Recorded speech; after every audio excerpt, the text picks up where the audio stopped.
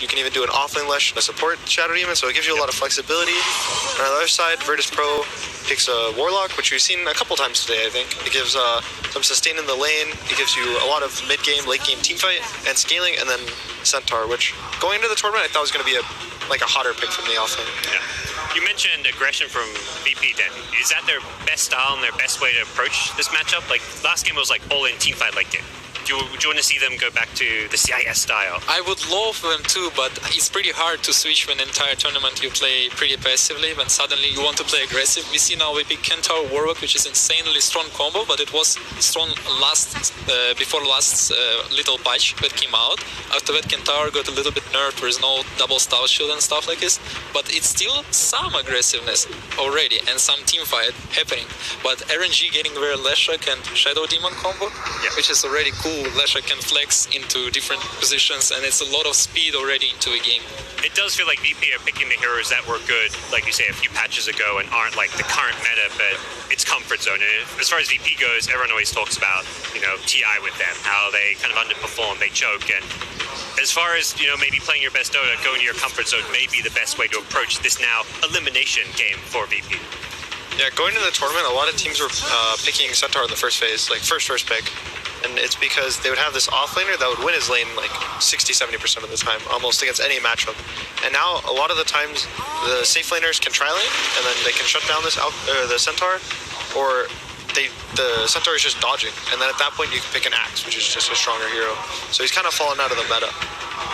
And Tiny, yeah, that's been rising up in the meta this whole tournament, right? The flexibility with the lanes, we've seen a lot more of the core Tiny come back, not just the 4 position, so this is an aggressive hero though. Do you like the Tiny pick, Dendy? Oh yeah, I love it. It's very flexible, it can go position 2, it can go position 4. I know that Roger plays an amazing Tiny, I know that Noon plays an amazing Tiny, so it's gonna be interesting to watch. What I worry about is, do we find a good lane for Kentaur in this game? That's what worries me, because I already see really strong lanes from RnG. Shadow Demon Leshrac is pretty strong. I really like the Gyro pick there. It's a denied pick for RnG, I think. The ET Gyro combo is really strong with the Aura and the Flat Cannon and the Rocket Barrage. So Virtus Pro taking it away gives them a strong carry for themselves and also takes away a strong carry for the other team. It's also a cool pick because we've seen them run it mid lane as well as safe lane. So they're going to be able to go into that final pick, the 10th pick of the draft, and either pick a mid or a carry based on what RnG get. Actually, ET and Shadow Demon, we have quite high win rate on this tournament. I think we have around 60% win rate at the TI, and both of those heroes are great. Shadow Demon is actually one of the most insane supports out there right now. Yeah. And this hero, I think, also we got Void. Void in matchmaking, actually, he's really strong. Yeah. That's what I saw, at least for last games before I left to TI. Yeah, this hero is crazy. He's giving up more team fight. But I don't know how RnG gonna make it up for Void, because usually their playstyle, they group up and they apply a lot of pressure. Oh, we see Omni Knight. Now I can see the image of that. Yeah, you can grace your Void, he can just go in. You have the GA, which helps it set against the Flat Cannon. If this Tiny is a core, when he gets this Ags Daedalus, the GA also is going to help that your cores defend against that. I think it lanes fairly well against the Gyro. It's not crazy, crazy good, crazy bad. His lane should be decent, I think. What we've seen here, so VP now thinking about position 4, position 2 or position 1, because Gyro can maybe still be mid lane against Leshrac. I think Noon played a lot of games with Gyro like that, and maybe we want to secure the late game a little bit more than just having a Gyro. So most likely they watching for carry, and VP did it a lot. They picked carry for last pick. So let's see what we're thinking of this. What would you think about putting the Gyro safe lane and picking, say, like Ember Spirit right now for the mid? Ember Spirit. Well, it's pretty good because there is almost no control on RnG lineup, but at the same time I feel like maybe VP needs some save. Like, I would call OD, which is not bad against heroes like Omni and Void, but at the same time OD being pretty weak hero lately. Yeah, they banned it out, and they banned it out. You're one of the few mids who still does play it from time to time. Yeah, the Axe build that some people go can really save this game, VK, which is pretty good against Void. Double life. Yep. This was one of the classic counters to Void. If you go back a few years ago, we saw Wraith King often come out just because you don't want to chrono him when he's got reincarnation. Yeah, against a lot of these like Enigmas and Tide Hunters and Chrono, these big ults you want to kill their carry with. You can't kill Wraith King. Yep. You kill him once, you don't have a spell, he turns the fight. And you can even even go that you're playing against Leshrac, a lot of this uncontrollable damage. The Blade Mail build feels really good after your Radiance, so it is a hero that can cause a lot of problems. Yep. Well, final thoughts, Sandy? How do you think about this draft? I think RnG got this late game actually. I really like those heroes. If the game goes D-late. Okay, well, we're going to hear from Arzik, the Virtus Pro coach, before we hop ourselves into the game. Arzik, I'm going to ask you about how you feel about this draft in a moment, but first, were you as surprised as some of the panelists and crowd were at how Game 1 went after you had a pretty good draft? Yeah, we outdrafted them in the first game, but we managed to lose somehow. Now we tried to lose the draft, so we might win the game, right? Changing tactics? Yeah. When you do have a game that turns out that way, do you usually choose to refocus your play, or do you take it all the way back and say, we gotta try this all over again? Yeah, we just forget about this game. Like, we shouldn't think about it at all and focus on the next game. That's it. Do you feel pretty confident about this draft? Yeah, of course. I'm always confident. And the rest of it is up to your players. Yeah, let's see how it works. Thank you so much. Best of luck. No problem. Thank you. Back to you. Why does Virtus Pro always fail when it comes to TI? Why do they always choke when it comes to the finals of the season?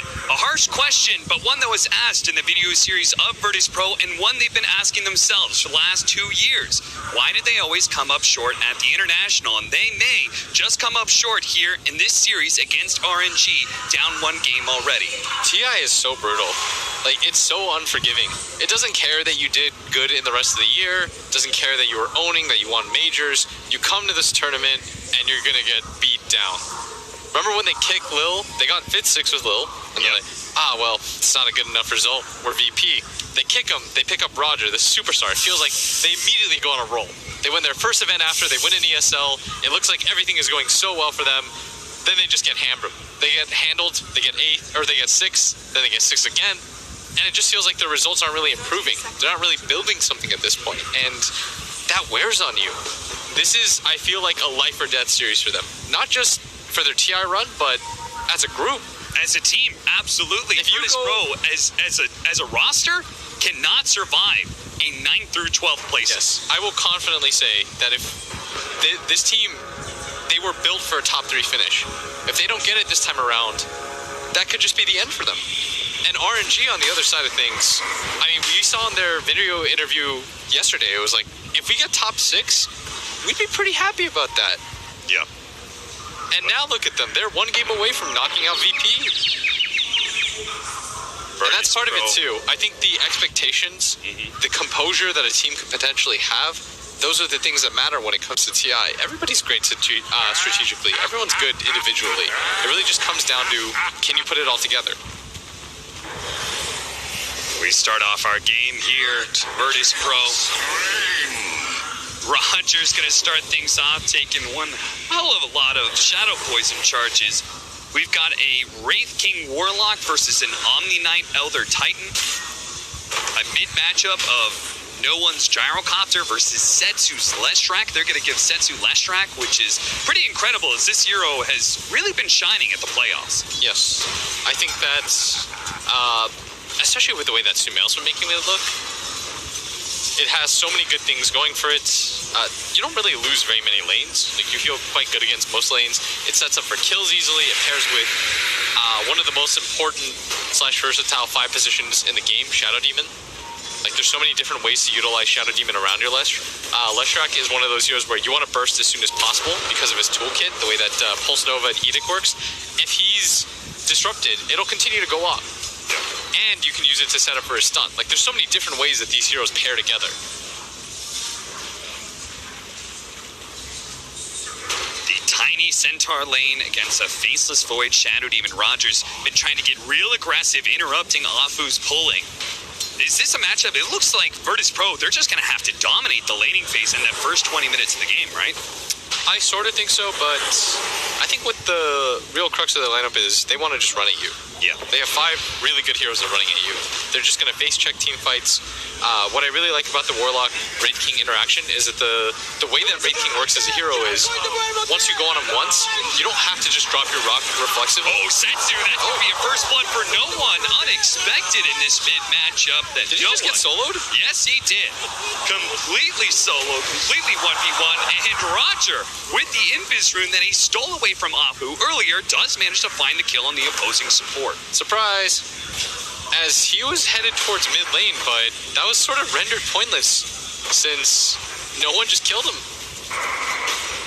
Good start for Virtus Pro here. It's 2-0, but they're going to need a lot more, as you said. They're going to need to run at you. They're going to need to be able to find strong initiations, especially against this lineup of Void plus Leshrac. That's a deadly teamfight duo. Virtus Pro, Rams is going to be pushed back here, so instead they're going to get a lot of damage on a solo. As he goes for the body block. Did that throw you off for a second? What? Nothing. Sitting in position. Is this a Ready free to go Omni for the lane? toss back. Look at Roger. He wants to be able to get another kill on Setsu, and it looks like he might just be able to get it with the avalanche. The toss back into the jar, comes for another one, runs into the tier 1 tower range, and that rocket barrage will just eat Setsu up. Wow! This is such a good start for no one. Goes without saying, but 2 kills, 14 CS. This is the kind of hero where I feel like Gyrocopter, if the laning phase goes well with that, you're really happy. Since you're prioritizing going for your rocket barrage and your homing missile over just like pure power leveling flat cannon. Certainly going to offer a lot more kill power when it comes to some of these team fights. Roger now trying to be that roaming Tiny, and we've seen a lot of success of that in the group stage. We got to cast several Infamous games where it was very good. It's very good for ganking the mid lane, but I think part of the problem is what Infamous were able to do around that hero was protect their safe lane. Yeah. You had Schofield rotate towards the top lane, get kills, and just flip. Putik. Rentado naman.